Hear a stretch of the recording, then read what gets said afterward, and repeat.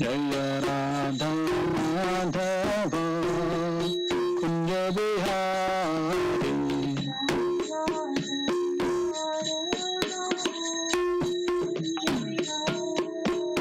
Jaya Gopi Jana Vallabha Giridharadhari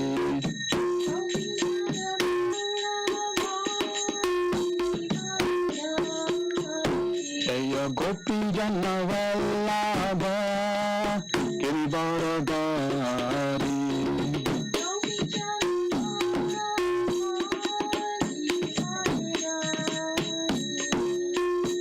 Yashodanandana Bhaja Janaranjana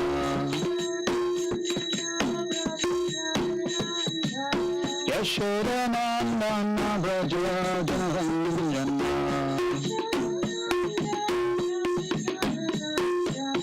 Yamuna Tira Vanachari Yamuna Tira Vanachari Jaya Radha Madhava Kunja Vihari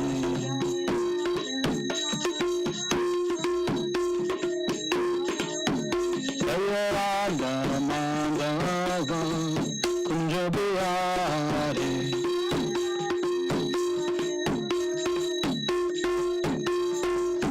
Hare Krishna Krishna Krishna Hare Hare Hare Rama Rama Rama Hare Hare Hare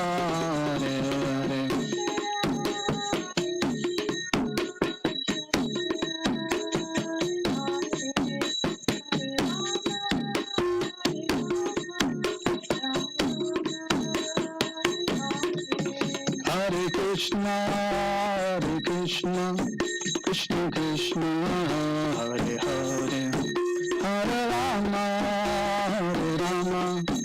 Rama Rama Hare Hare Hare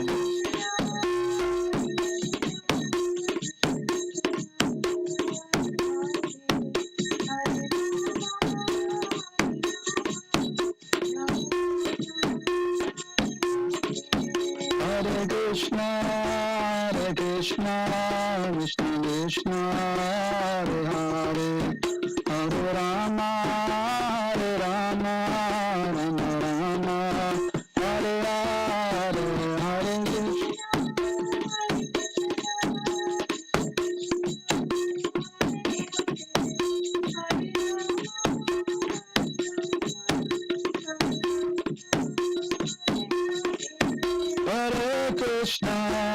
Krishna Krishna Krishna Hare Hare Hare Rama Rama Rama Hare Hare Hare Krishna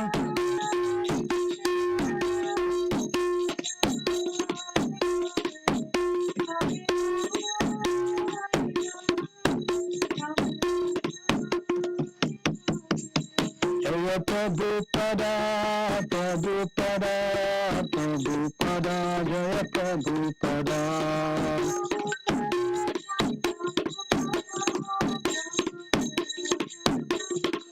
Jaya Jaya Prabhupada Prabhupada Prabhupada Jaya Jaya Prabhupada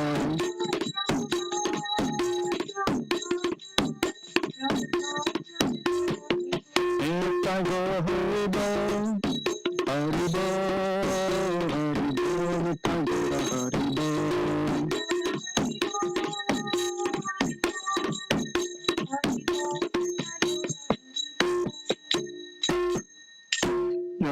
Prabhupada Suprabhupada Stotra Sutta Shishin Devangas Obochari Mukta Swami Shila Prabhupada Ki Jai Iskon Purnachari Devangas Shila Prabhupada Ki Jai Kantra Shri Nectar Devotion Ki Jai Samveta Bhaktavinda Ki Jai Nitai Gopramanande. All glories to the Simul devotees. All glories to the Simul devotees. All glories to the Simul devotees. All glories of Shiguru and Shiguranga. All glories to the Prabhupada Ki Jai. Hare Krishna. So let us repeat the Invocation. Om Namo Bhagavate Vasudevaya.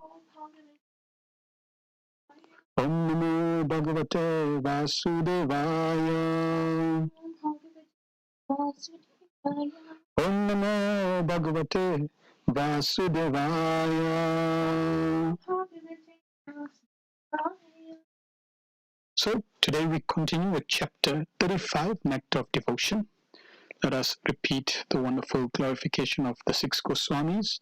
Nana Shastra Vicharanaika Nipuno Saddharma Samstapako Lokanam Hitakarino Tribhuvane Manyo Sharanyakaro Radha Krishna Padaravinda Bhajana Nande Namataliko Vande Rupa Sanatana Raghuyugo Shri Jiva Gopalako. Offer my respectful obeisance unto the Six Goswamis, namely Shri Sanatana Goswami, Shri Rupa Goswami, Shri Raghunath Bhatt Goswami, Shri Raghunath Das Goswami, Shri Jiva Goswami, and Shri Gopal Bhatt Goswami, who are very expert in scrutinizingly studying all the revealed scriptures with the aim of establishing eternal religious principles for the benefit of all human beings. Thus, they are honored all over the three worlds and are worth taking shelter of because they absorb in the mood of gopis and engage in transcendent loving service of Radha and Krishna. So we're going to be covering in this chapter neutral love of God called Santaras. And if you look at the yoga ladder, which was covered in Bhagavad Gita, we find that from animal life, unrestricted sense gratification, we progressively move up this yoga ladder. Lifetimes after lifetimes after lifetime after lifetime, billions of lifetimes, it takes us to improve ourselves, to go higher on this rank, on each rung of the yoga ladder. Ultimately, we find we come to the top of the yoga ladder, which is the goal. And when we go through all the different types of yogas, coming to the perfection of our life, which is bhakti yoga, we find that there's going to be a overlap, a transitional phase from Jnana Yoga, Astanga Yoga into Bhakti Yoga, or Karma Kanda, Sakam Karma Yoga, Nishkam Karma Yoga, which is now started Sadhana Bhakti and then transitioning into Bhava Bhakti. So that transitioning phase from, let's say, the material world into the spiritual world, from Jnana Yoga and Astanga Yoga into Bhakti Yoga, or from Sadhana Bhakti into Bhava Bhakti. That transitional stage is going to be entering into what we call Shantaras, which is neutral love of God. So that's where this chapter really fits in terms of the whole picture. And Srila Prabhupada discusses this point in Chaitanya, in Madhya Lila, Chaitanya Charitamrita, chapter 19, 185 purport. Prabhupada writes, Santa Bhakti Ras is described in the Bhakti Rasamrita Sindhu 3.146 as follows. When Shanta Rati, neutral attraction, exists continuously and is mixed with ecstatic emotion, and when the devotee relishes that neutral position, it is called Santa Bhakti Ras. Santa Bhakti Ras devotees generally relish. The sound is distorted. What did she say?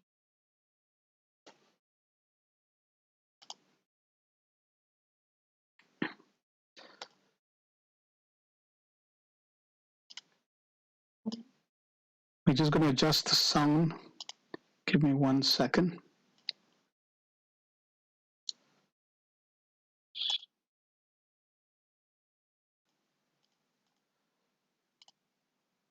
Okay, that's just testing the sound now. Hare Krishna, Krishna Krishna, Hare Hare, Hare Rama, Rama Rama, Hare Hare. Please let me know how's the sound now.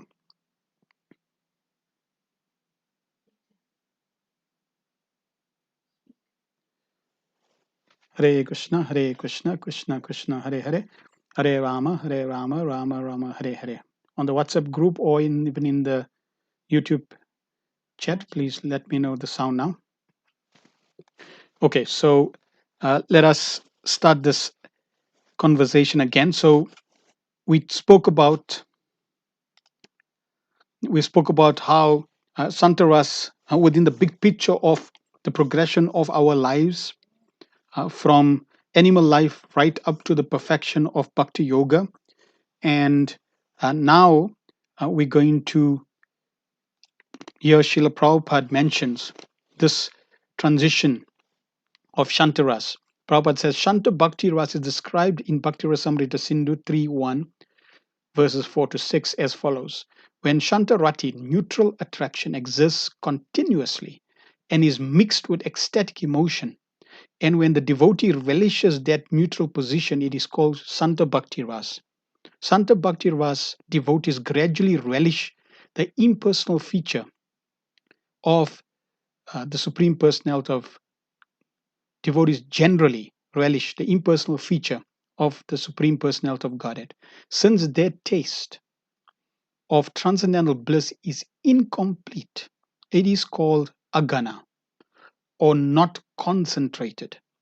A comparison is made between ordinary milk and concentrated milk. When the same devotee goes beyond the impersonal and tastes the service of the Supreme Personality of Godhead in his original form as Sachidanand Vigraha, his transcendental blissful body, complete in knowledge and eternity, the taste is called concentrated, Gana, transcendental bliss. Sometimes a devotee in Shantaras relish transcendental bliss after meeting the Supreme Personality of Godhead, but that is not comparable to the transcendental bliss relished by the devotee situated in Dasyaras, the transcendental mellow in which one renders service to the Supreme Personality of Godhead. So this chapter, this is the Western Ocean, starting of the Western Ocean. We covered the Southern Ocean, in which there were 5 waves. Vibhav, Anubhav, Sattvika Bhav, Vyabhichari Bhav, and Sthai Bhav. And under Sthai Bhav, we covered the different types of rati that was there. And now in the Western Ocean, Srila Rupa Goswami is taking each of the Sthai Bhavas, starting with Santarati, then Dasya Rati, then Sakya Rati, then Sakya Rati, then Vatsalya Rati, and then finally Madhurya Rati in each of the chapters. And that composes the 5 waves. So he takes the first, in this case, Santaras, and he elaborates what is Santaras and how the living entity moves from the stage of impersonal realization into personal realization into Santarati, and then forward into Dasya Ras. And he also then covers different aspects that triggers Santaras in terms of Vibhav, Anubhav, Sattvika Bhav, and Vyabhichari Bhavs. And he does this for each of the different Sthai Bhavs from wave 2, 3, 4, and 5. So we are now covering Western Ocean wave 1, Santaras. And Srila Rupa Goswami starts this chapter by offering obeisances, the Mangala Charan, to the Supreme Lord and his spiritual master.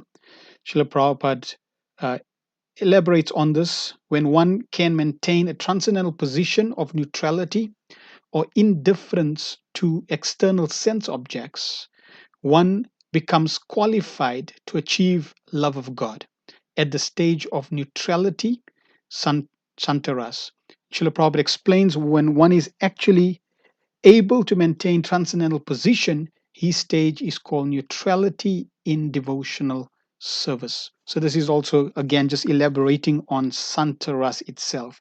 And here it's talking about being in a transcendental position of neutrality, which means indifference to sense objects, external sense objects.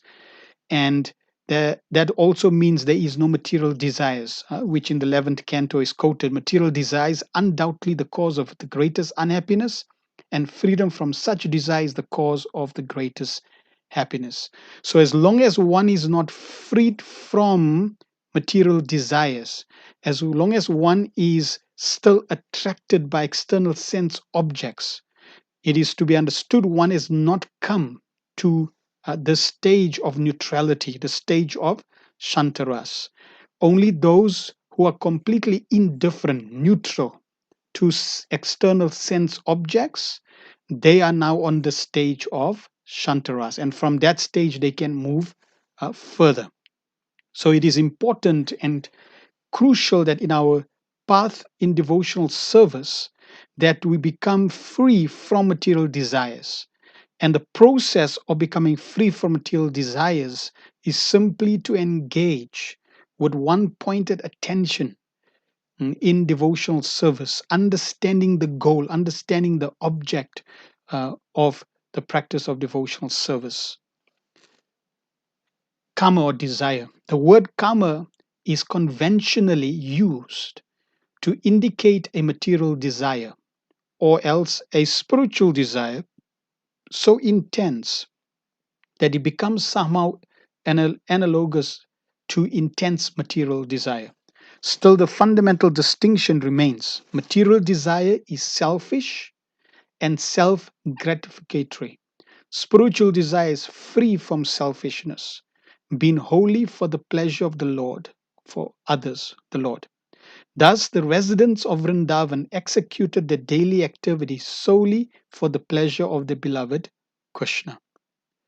So here Srila Prabhupada in 10th Canto is making the distinction, and we also covered this in the early chapters of Nectar Devotion, that the gopis, they have calm, but their calm, their desires is simply for the pleasure of Krishna, compared to material desires, which is selfish, which is basically for our own sense gratification. There are two types of souls in the transcendental position. Both are free from material desires, but one is inclined to appreciate the impersonal absolute, while the other is inclined to appreciate the personal absolute. So, two types of living entities that are there: the personalists and the impersonalists. So, the impersonalists, some great sages have attained this neutral position by practicing austerity, penance, and meditation to control the senses.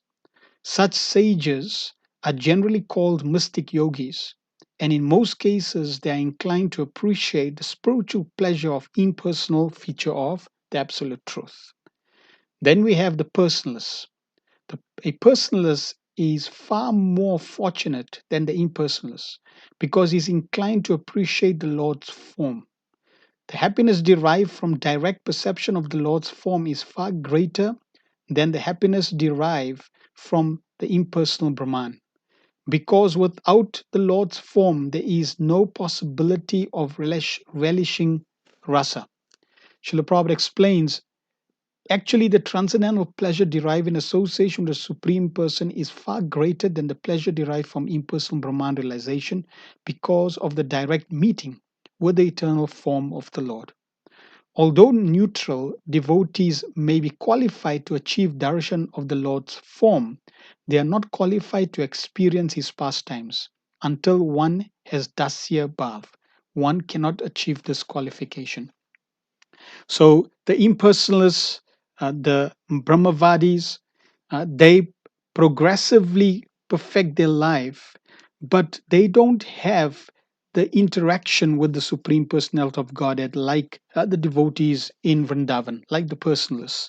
So they appreciate the impersonal feature of the Lord, the Brahman effulgence, but definitely they cannot interact with the Lord until they progressively move further into Dasyaras.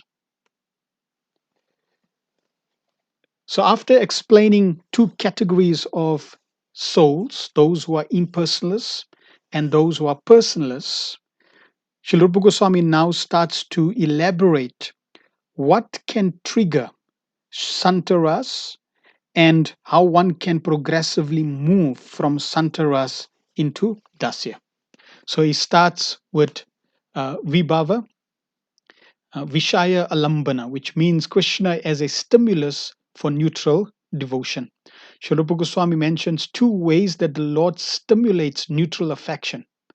One is the four-arm form of Vishnu and the transcendental qualities of Vishnu. So the Lord's form and his qualities can trigger in the impersonalists this neutral devotion for them to progress on the path of bhakti. So the form of Vishnu, for those great sages situated in a position of transcendental neutrality, the beginning should be to take shelter of Lord Vishnu, the form-handed eternal form of the Supreme Personality of Godhead. Srila Prabhupada confirms this by citing three Vedic references in the Nectar devotion. Then the qualities of Vishnu. He is also appreciated as being completely peaceful, completely controlled, and pure, merciful to the devotees, untouched by any material condition. So when the impersonalists, when they meditate on the form of Vishnu, for example, the yogis, when they meditate on the form of Vishnu, that meditation can transition them to come into Santarati, Santaras. Or when impersonalists, when they appreciate the qualities of Vishnu, that he is completely peaceful, he is controlled, he's pure, he's merciful to the devotees, untouched by any material condition. That meditation on the form and the qualities of Vishnu can allow both the Gyanis and the Yogis to progress into this neutral relationship, Santa Ras. Then there's Ashraya Alamba, which is the devotee as a stimulus for neutral devotion. Sri Rupa Goswami mentions two types of devotees who stimulate Santa Bhakti: the Atmaramas, self realized souls, and the Tapasvis, those who undergo penances and austerities. The Atmaramas and Tapasvis are usually impersonalists, but they can develop faith in Vishnu Bhakti if they are fortunate enough to contact a pure devotee. This faith promotes them from impersonalism to the status of neutral devotees. Srila Prabhupada explains, quote, after Brahman realization, when a liberated soul comes in contact with a pure devotee of Lord Krishna and submissively accepts the teachings of Lord Krishna without misinterpretation, he becomes situated in his neutral stage of devotional service. And we find when we did the yoga ladder, we mentioned that one of the key aspects that can help people progress on this yoga ladder is the association of pure devotees. By the power and the potency of pure devotees, one can immediately be positioned on a higher rank on the yoga ladder. And that applies right through the whole yoga ladder, right from the bottom to the top. So for example, there may be someone who is coming from a very degraded background or degraded past. Look at Mograri the hunter, Valmiki, all these souls, they were coming from a very degraded background. By the mercy of Narad Muni, they became elevated pure devotees. Similarly, we find Srila Prabhupada himself went to the West and reclaimed so many souls who were on different rungs of this yoga ladder and progressively helped them on this path of pure devotional service. So, this is a key aspect, that association of pure devotees is very, very important for progressing, for being a stimulus for neutral devotion. The Atmaramas, the best Atmaramas, an example is given, are the four Kumaras. Srila Rupa Goswami describes their appearance and devotional mood. So their form, they appear like naked young children, 4 or 5 years old, with fair complexion and bright effulgence. And these four brothers usually stay together. So these four brothers, the four Kumaras, they were instructed by Lord Brahma to procreate, and they refused. They did not want to become uh, impacted by the material nature and the conditions of procreation. So they decided to stay 4 years old so they would not be influenced by the energies of lust and being entangled. So they eternally stayed 4 years old. The devotional mood. Srila Rupa Goswami includes a statement by the four Kumaras that indicates their mood of devotion. Quote, O Lord Mukunda, only so long as one does not happen to see your eternal form of bliss and knowledge appearing just like a newly grown tamal tree with a bluish hue, only for so long can the impersonal feature of the absolute truth, known as Brahman, be very pleasing to a saintly person. So here we find that the four Kumaras, they appreciate that just to be on the Brahman platform is not the best. They desiring to contemplate, to meditate on the actual form of the Lord, and they know that there is greater pleasure there and there's greater service there. And when they will come to uh, the section when they came to see Lord Vishnu and bow down at the lotus feet of Lord Vishnu, and they smelt the tulsi that went into their nostrils. That association with tulsi Devi triggered, became the stimulus for them to become Santa Bhaktas uh, and appreciate the Lord's form more than just being Brahmavadis. A tapasvi takes up devotional service because he knows liberation can be obtained only through bhakti. Srila Prabhupada says a saintly person is one who understands fully that simply by discharging devotional service he can become confident of liberation. Srila Rupa Goswami does not mention the form of a tapasvi because there is no foremost tapasvi to describe, but he does mention the devotional mood of a tapasvi. So this quality of a tapasvi is also key elements for conditioned souls that want to progress. A saintly person thinks like this: when shall I be able to live alone in caves of the mountains? When shall I be dressed simply with undergarments? When shall I be satisfied simply by eating a little fruit and vegetables? When will it be possible for me to think always of the lotus feet of Mukunda, who is the source of the Brahman effulgence? When, in such a spiritual condition of life, shall I fully understand my days and nights to be insignificant moments in eternal time? So these devotional traits, these devotional uh, moods are very important in that it's revealing the consciousness that is key for progress. And if we connect this to material desires, it's showing that such personalities want to become more and more free from the entanglement or absorption of trying to satisfy the senses, satisfy the body, and trying to become more simple in their lives and trying to dedicate their time and energy more in devotional service, in glorifying, in remembering, in serving the Supreme Personality of Godhead. And they willing to take the austerity upon themselves, knowing that that austerity will allow me to progress to perfect devotional service. So, for example, the austerity of chanting 16 rounds, the austerity of Ekadasi, the austerity of fasting, the austerity of attending Mangal Arati. It's especially in cold weather, it's austerity.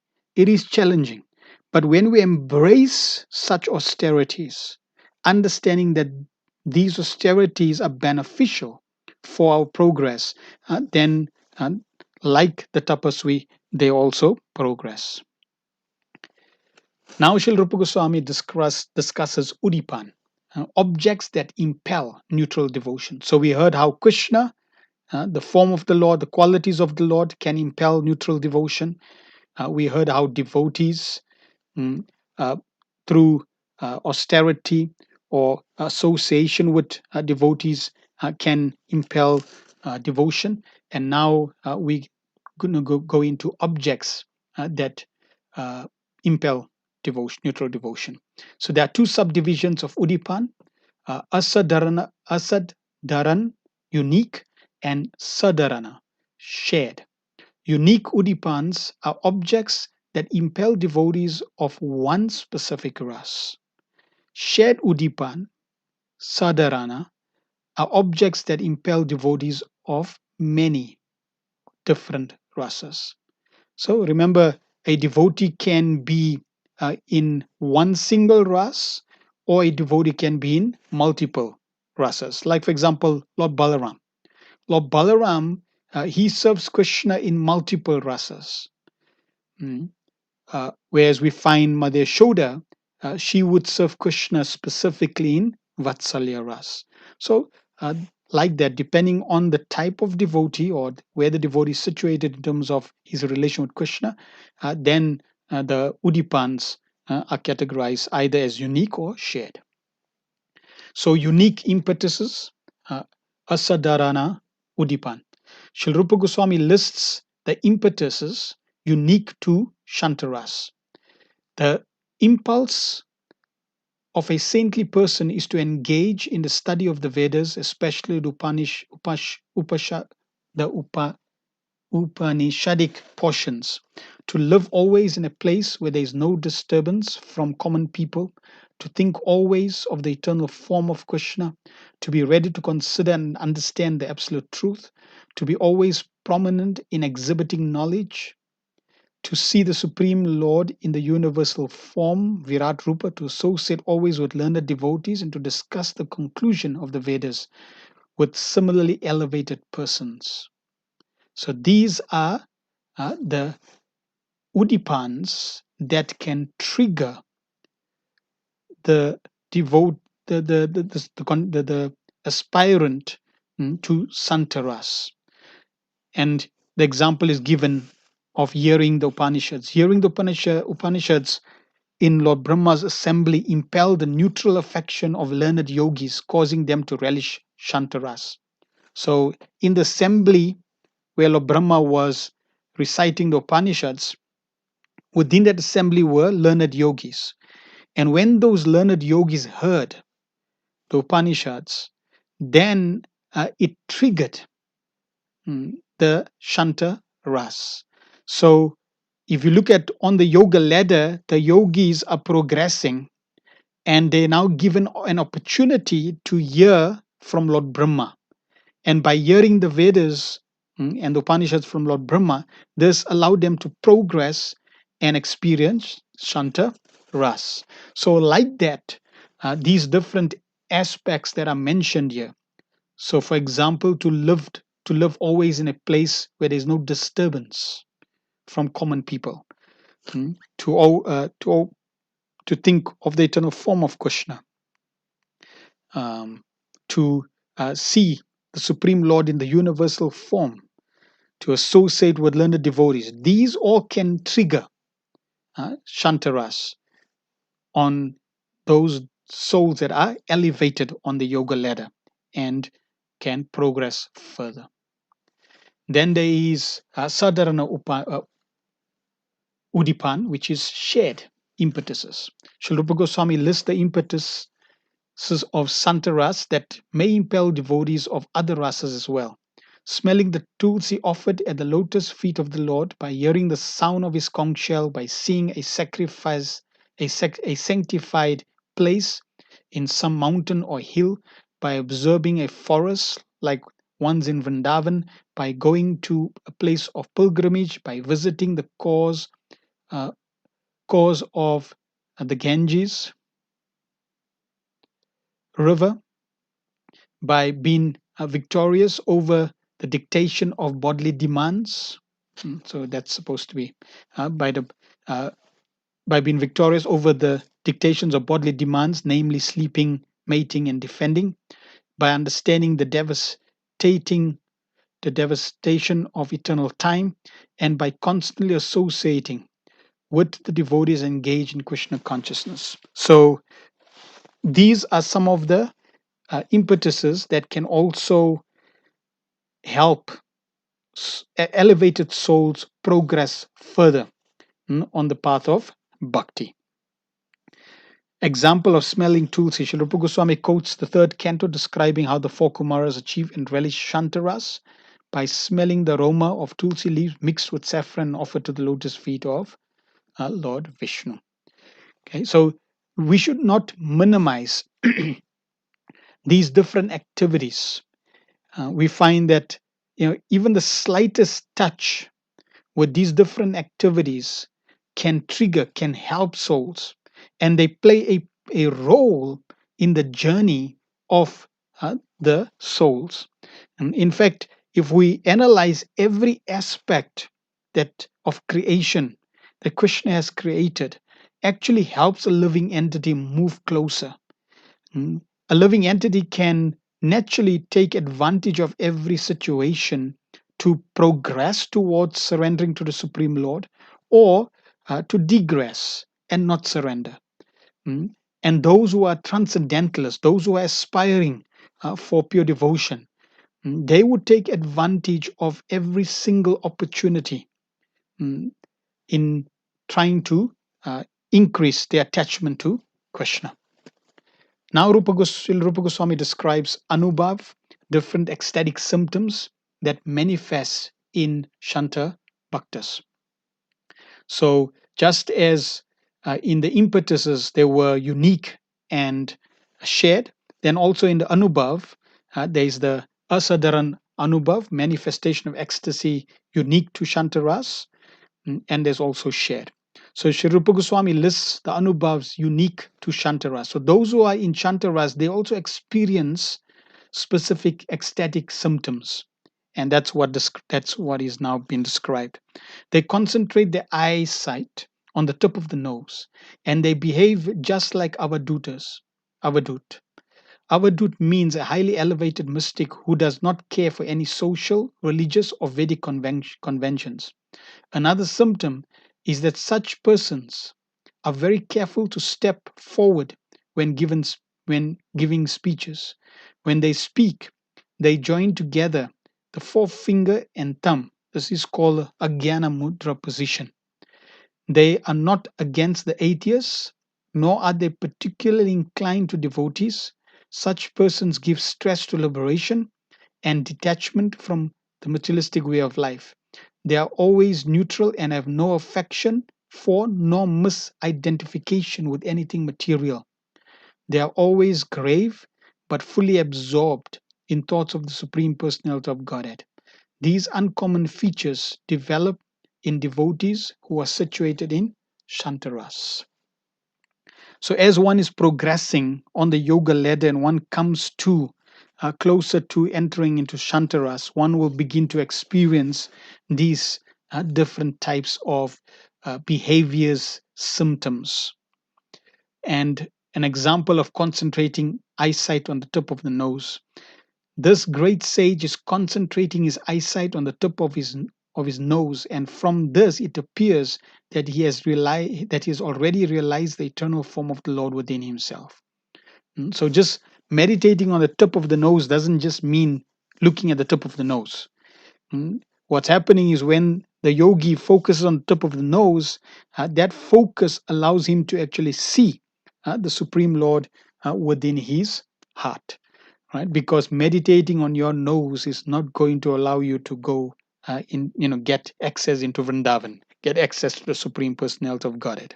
No, it is the focus, the concentration that on the Supreme Lord that allows one to be elevated. Then Shadaran Anubhav, which is manifestation of ecstatic shared with other rasas. Sri Rupa Goswami lists the Anubhavs that Shanta shares with other rasas. Sometimes, so that means here we're looking at in Shanta ras, there's unique behaviors, unique symptoms, which was in the previous that we just covered now, the previous slide. In this section, Srila Goswami is describing ecstatic symptoms that are common to other rasas. So, for example, there may be shared rasas. Let's say, for example, yawning. We discussed, Madhuri Dasi discussed in the previous section, previous chapters, yawning was one of the symptoms that is experienced even in Madhurya Rasi. In the other rasas, we find yawning is also experienced. We find the coward boys, when they're lying down, they may yawn. So that's an ecstatic symptom. Right? It is not a material behavior. In the spiritual world, these are ecstatic symptoms. So shared ecstatic symptoms of other rasas is now described that are in Shantaras. Sometimes a devotee in Shantaras yawns, stretches his limbs, instructs on devotional service, offers respectful obeisance unto the form of the Lord, offers nice prayers to the Lord, and has a desire to give direct service with his body. These are some of the common symptoms, sadharana anubhav, of the devotee who is situated in neutrality. And an example of yawning, one devotee, after observing the yawning of another devotee, addressed him thus: "My dear mystic, I think that within your heart there is some ecstatic devotional love which is causing you to yawn."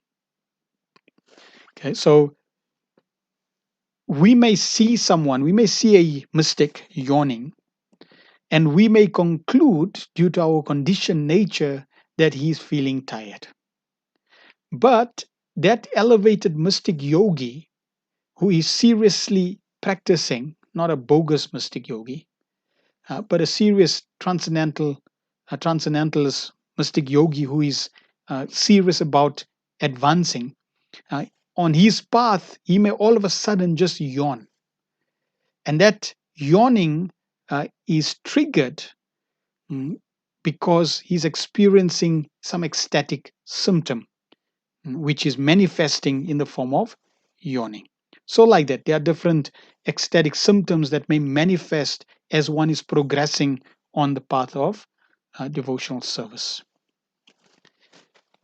Then, sattvika bhavas. We know that there are the different sattvika bhavas, 8 different sattvika bhavas that pure devotees experience. So, even on the Santaras level, this can be experienced. It is sometimes found that a devotee in the Santaras falls down on the ground. His hair stands up on his body and he trembles all over.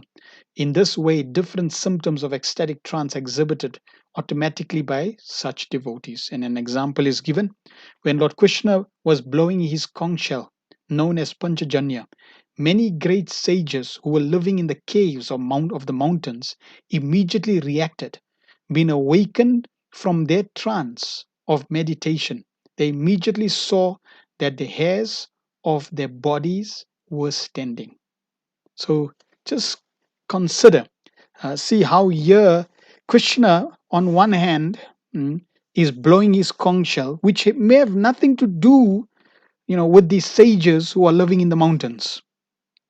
But because these sages are sincerely practicing, practicing spiritual life, Krishna, knowing where they are, just by him blowing the conch shell, that impact of the conch shell enters their consciousness, their heart, and allows them to experience sattvika bhava and allow them to now come to the level of santaras.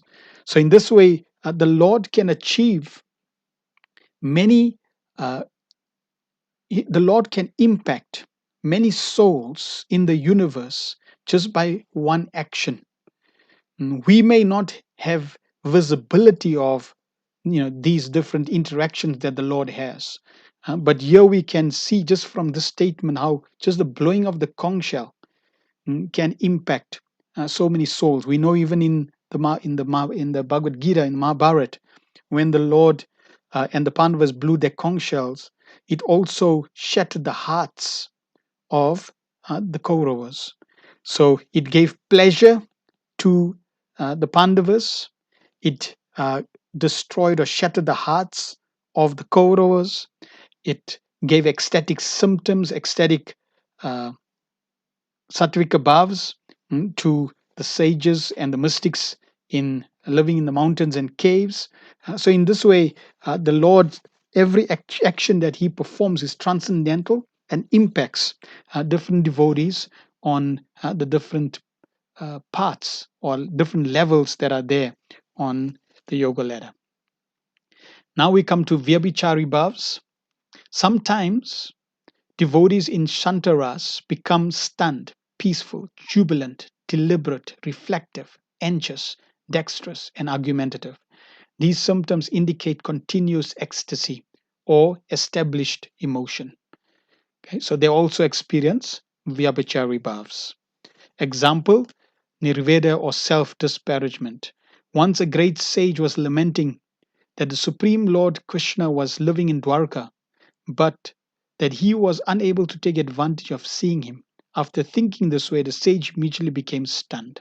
So here we find the sages are living, mm, you know, either near or away from Dwarka, and they lamenting. So again, as they're progressing, then these different sentiments will begin to arise in the respective devotees. Similarly, on in our journey in devotional service, as we're practicing devotional service uh, more sincerely with greater dedication, then at the appropriate times, we will begin to experience the different reciprocation and interaction with the Supreme Personality of God, with Krishna. We don't need to force, we don't need to, let's say, demand the Lord to reciprocate with us, because that would be artificial, that would be premature. We need to become qualified.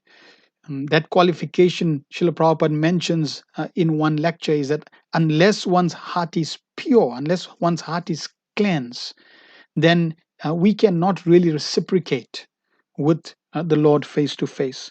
So, therefore, by practicing devotional service, by chanting the holy names of Krishna, this is our path or our practice on the path of devotional service to really cleanse one's heart, and then we will begin to experience these different ecstatic symptoms as we progress on the path of devotional service. Staibhav. Obviously, a conditioned soul has not developed his Staibhav, which means one's fixed relationship with the Supreme Personality of Godhead. And when one becomes a liberated soul, still it is not developed. So until one is beyond liberation, okay, one's Staibhav will not be developed. That example is given that we in the material world, which is like a prison, the spiritual world is outside the prison. It is the place of freedom. So all the conditioned souls in the material world, they are bound, they are conditioned, and therefore their relationship with the Supreme Lord has not been revived. When one comes out of prison, which means, let's say, between the doorway of the prison, excuse me. So between the doorway, one is coming out of prison, and in the doorway, there is liberation. But even then, one's relationship with the Lord is not developed. Only when one steps out of that prison, that doorway, and enters into the liberated environment, spiritual world, Goloka Vrindavan or Vaikunta, then that relationship begins. Okay, so when one becomes liberated, still it is not developed.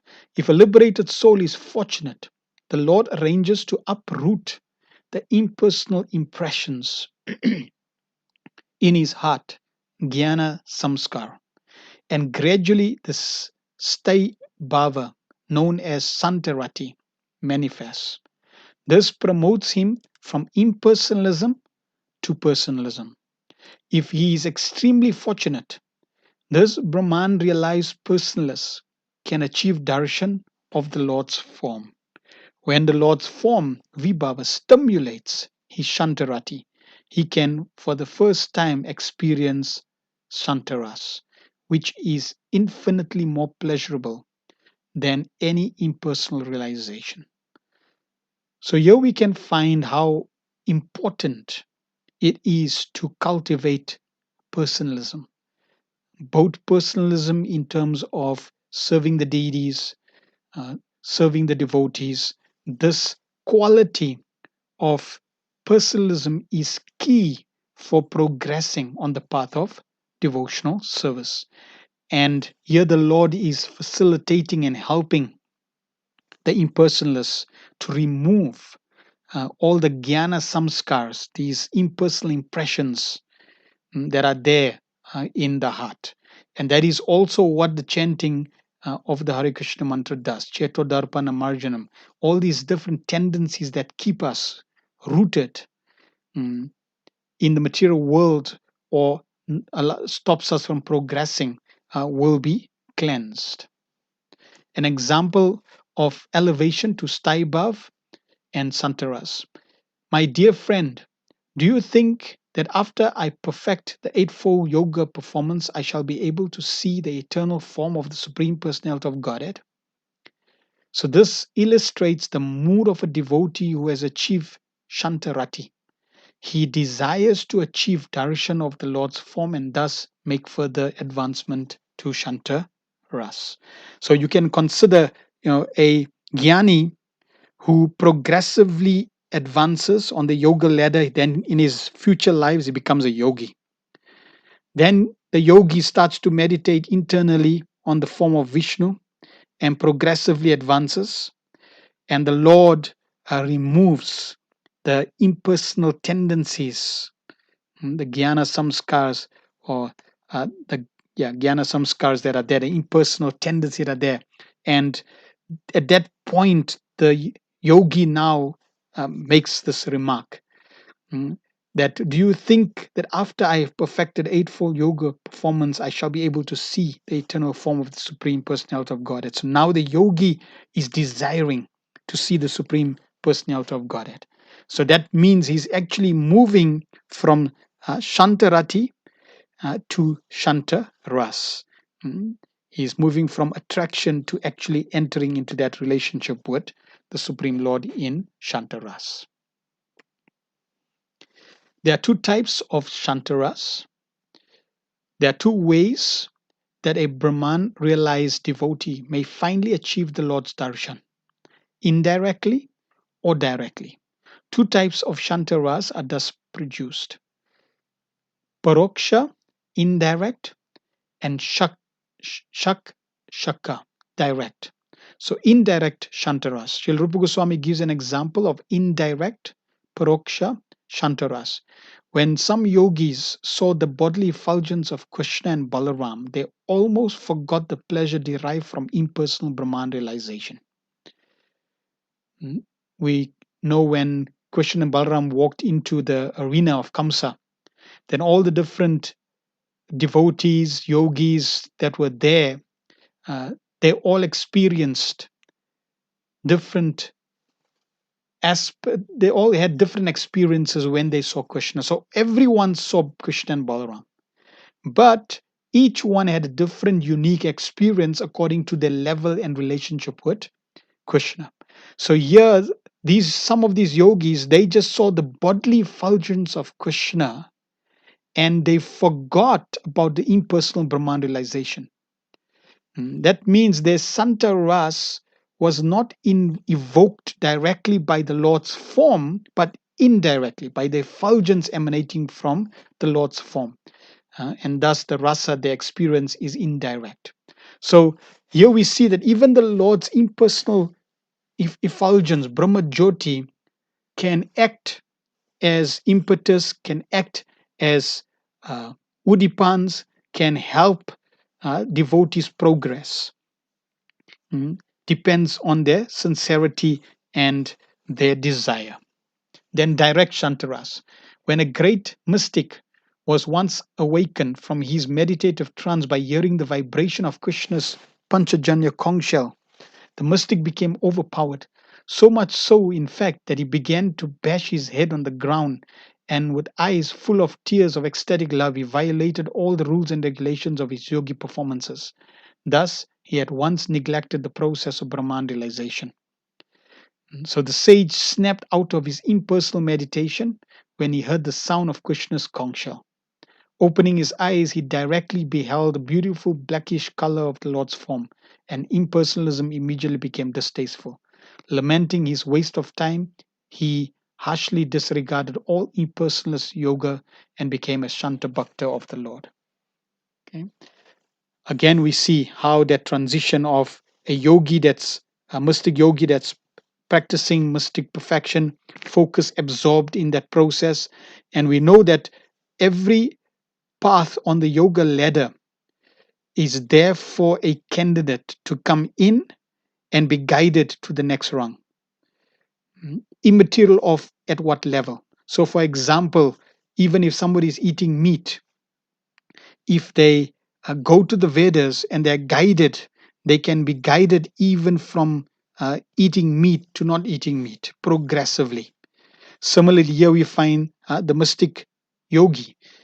He came into Astanga yoga, meditating on Brahman, then meditating on the super soul, and then when he hears the conch shell blown, that becomes his uh, that becomes a benediction for him to now move out of this rank of yoga, mystic yoga, to then come to devotional service, starting with Shanta Ras. Now Srila Rupa Goswami is going to describe different grades of mercy. An impersonalist who gets the Lord's mercy achieves Shantarati and indirectly perceives the Lord's form via the Brahman effulgence that emanates from him. And we just discussed that. The rasa he derives from this indirect stimulus is also called indirect and causes him to almost forget his impersonalism. An impersonalist who gets more substantial mercy achieves Shantarati and directly perceives the Lord's form. As a result, he tastes full Shantaras, which causes him to harshly reject his previous impersonalism. Sri Rupa Goswami next describes what can happen if an impersonalist receives the highest mercy of the Lord. So, according to the sincerity of the practitioner, the Lord can give less or more of his mercy. And in this example, we find that the Lord's giving the mystic yogi mercy so that he rejects the Brahman effulgence, he rejects impersonalism, and he desires to perceive the Lord's form. Now, the highest mercy upon the impersonalist. If the Lord is most merciful, an impersonalist can be promoted to the highest realization, Madhurya Ras. Srila Rupa Goswami cites the wonderful example of Biva Mangal Thakur, who wrote in his Krishna Karnamrita, quote, "Let the impersonalist be engaged in the process of transcendental realization by worshipping the impersonal Brahman. Although I was also initiated into the path of Brahman realization, I have now become misled by a naughty boy who is very cunning, who is very much attached to the gopis, and who has made me his maidservant. So I have now forgotten the process of Brahman realization." One receives a different degree of mercy depending on the manifestation of Krishna who bestows it. If Vishnu bestows his mercy, one may achieve a certain level of appreciation for the Lord's form in Vaikuntha. Bivamangal Thakur, however, received the mercy from Vrajendra Nandan Krishna and was thus able to attain Vraja Prem. Srila Prabhupada explains, Bivamangal Thakur was first spiritually initiated for impersonal realization of the absolute truth, but later on by his association with Krishna and Vrindavan, he became an experienced devotee. So here we see how Bivamangal Thakur, who started on the journey of impersonal realization, got Krishna's higher mercy. And that highest form of mercy allowed him to really elevate his spiritual journey to Madhurya Ras.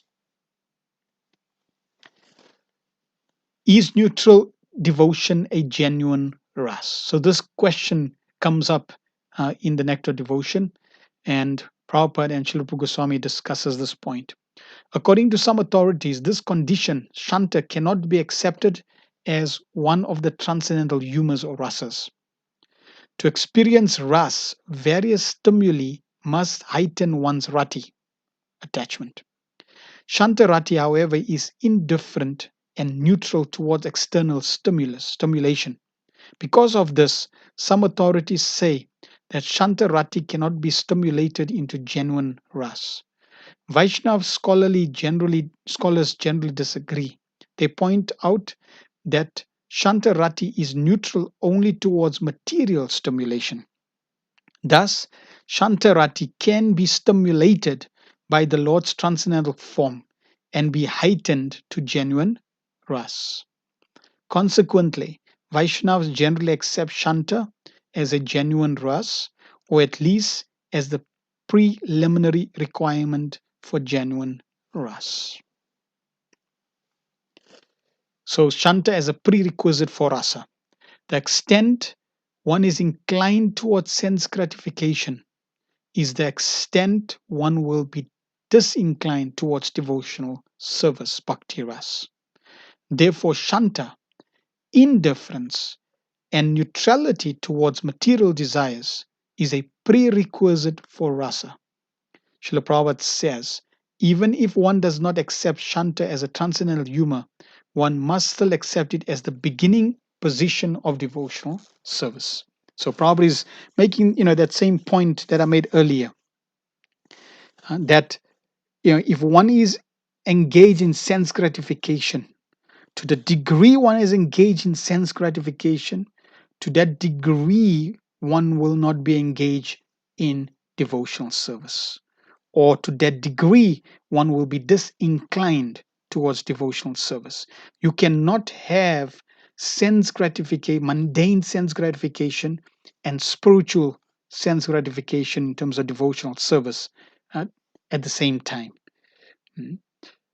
It's like I gave the example of being, crossing a river with two boats, one leg in one boat and another leg in another boat. It becomes very challenging and impossible. You need to select one. And naturally, we want to select devotional service. So at least Shanta Ras becomes a stepping stone. It becomes the beginning position of devotional service. When one achieves indifference to material desires, his mind becomes free to exhibit its original tendency towards Ananda Swarup Brahman, the bliss relished by active devotional service. Thus, Shanta Ras can lead the devotee to servitude, Dasya Ras, which all authorities accept as a genuine ras. Srila Prabhupada mentions this. However, if one is not further raised to the platform of actual service to the Lord, he is not considered to be on the platform of transcendental mellow. So, what moves one from a spiritual process to neutrality, Shantaras, to transcendental mellow, experiencing real ras? As one gives up serving his senses, becoming neutral and indifferent, he progresses to Shanta. And as one continue to progress to devotional service, to serving, having the attitude of service in Shanta Ras, he then comes to Dasya Ras. So therefore we find this attitude of service is key. And how expert we find Srila Prabhupada introduced the practice of Krishna consciousness with the foundation of service. And we find every aspect of the practice of Krishna consciousness that Srila Prabhupada gave us is all founded on the basis of engaging in devotional service. This was the expertise of Srila Prabhupada because Srila Prabhupada understood the full progressive journey of a conditioned soul to Goloka Vrindavan. And he knew exactly what will help that soul on this journey. And therefore, Prabhupada introduced that as the foundational practices and elements in Krishna consciousness. So, just to emphasize this point of devotional practice or devotional service in Srimad Bhagavatam, first canto, 9th chapter, 43, text 43 purport, when Bhishmadev is leaving this world, Srila Prabhupada in this purport says, the stage attained by Bhishmadev while quitting his material body is called Nirvikalpa Samadhi because he merged his self into thinking of the Lord and his mind into remembering his different activities. He chanted the glories of the Lord, and by his sight, he began to see the Lord personally present before him, and thus all his activities became concentrated upon the Lord without deviation. Now, just consider Bhishmadev is lying on the bed of arrows. He cannot, at the time of death, engage in any practical devotional service. But still, his example is very exemplary because he's meditating and thinking of the Lord and of the different activities. This is the highest stage of perfection, and it is possible for everyone to attain this stage by the practice of devotional service. Devotional service of the Lord consists of 9 principles of service activities. They are hearing, chanting, remembering, serving the lotus feet, worshipping, praying, executing the orders, fraternizing, and fully surrendering. These are the 9 practices of devotional service, and Prabhupada says of service activities. So when we're engaging in any of these 9 activities, it is actually service to Krishna. Any one of them or all of them are equally competent toward the desired result, but they're required to be practiced persistently under the guidance of an expert devotee of the Lord. The first item, hearing, is the most important item of all, and therefore hearing of the Bhagavad Gita and later on Srimad Bhagavatam is essential for the serious candidate who wants to attain the stage of Bhishmadev at the end. The unique situation at Bhishmadev's time of death can be attained even though Lord Krishna may not be personally present. His words of the Bhagavad Gita and those of Srimad Bhagavatam are identical with the Lord. They are the sound incarnation of the Lord, and one can fully utilize them to be entitled to attain the stage of Sri Bhishmadev, who was one of the 8 Vasus. So it's key that we hear and chant, which is the first aspect of service attitude, service activities. And by engaging in all the other activities, this attitude of service will allow us to progressively move further and further on the path of devotional service. And this is really the prerequisite of us if we come to Shantaras moving into Dasyaras. Now, this aspect of is Shantaras, included as one of the transcendental mellows, is also discussed in Chaitanya Charitamrita. Srila Krishna's Kaviraj Goswami in the 3rd chapter discussing the appearance of Lord Chaitanya Mahaprabhu quotes, mentions this verse. And it's interesting, in this verse, he starts with Dasya. He says, Dasya Sakya Vatsalya Shringara Chari Rasa Chari Bhavera Bhakta Yatta Krishna Tara Vasa. Servitude, Dasya, friendship, Sakya, parental affection, Vatsalya, and conjugal love, Shringara, are the 4 transcendental mellows rasas. By the devotees who relish these 4 mellows, Lord Krishna is subdued. And Srila Prabhupada in the purport says, Dasya, Sakya, Vatsalya, and Shringara are the transcendental modes of loving service to the Lord. Shantaras, or the neutral stage, is not mentioned in this verse because although in Shantaras one considers the absolute truth, the sublime great, one does not go beyond that conception. Okay, so in Shantaras you're appreciating the absolute truth, the greatness of the Lord. But you need to go beyond just appreciating. You need to engage in serving. Shantaras is a very grand idea for materialistic philosophers, but such idealistic appreciation is only the beginning. It is the lowest among the relationships in the spiritual world. Shantaras is not given much importance because as soon as there is a slight understanding between the knower and the known, active, loving, transcendental reciprocation and exchanges begin. Dasya Ras is the basic relationship between Krishna and his devotees. Therefore, this verse considers Dasya the first stage of transcendental devotional service. And we find Lord Chaitanya Mahaprabhu described that the living entity's position or relationship with the Supreme Lord is Jiver Sarvaroy Krishna Nitya Das. He is a servant of Krishna. He doesn't start off that the living entity's relationship with the Supreme Lord is to appreciate the Supreme Lord. No, it starts off with service. So that is why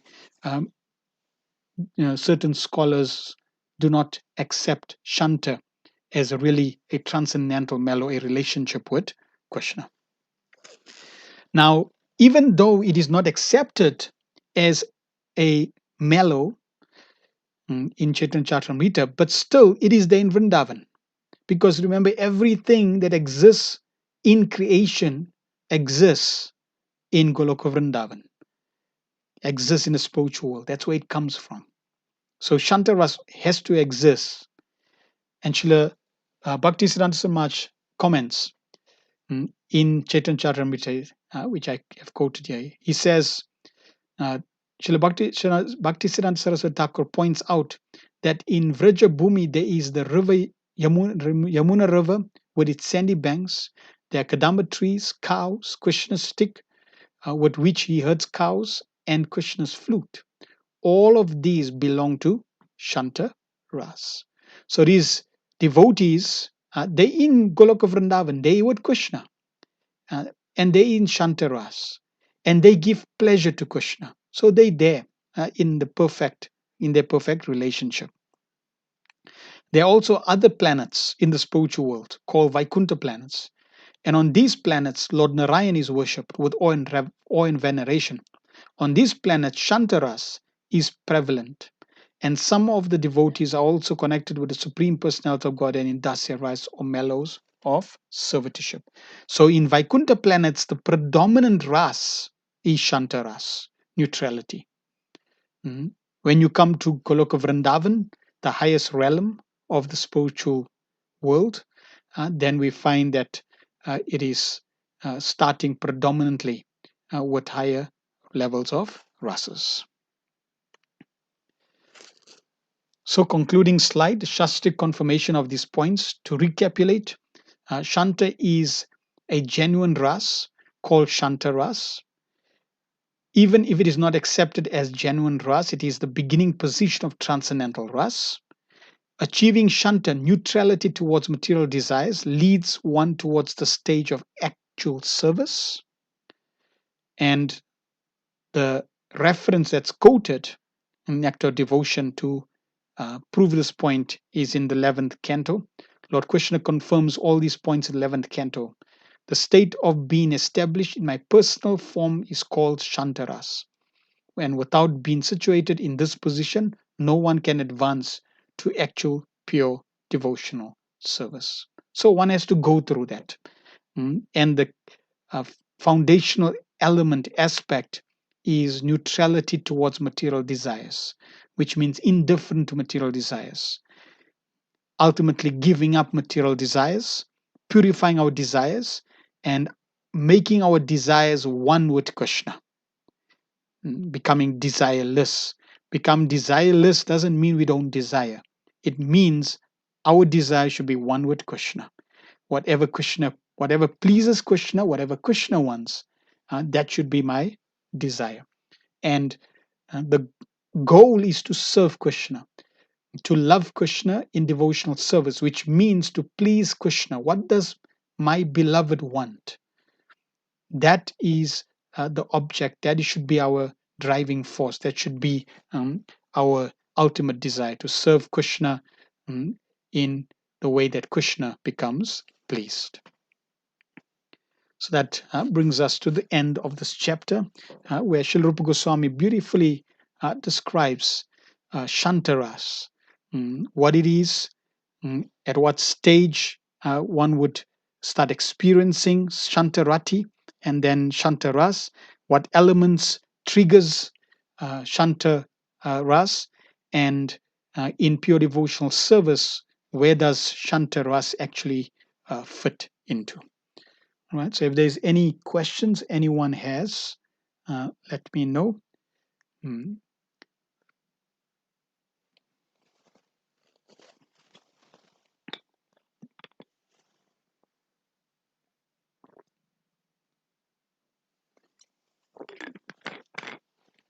All right, so there's no questions. Then we will end here. Thank you very much.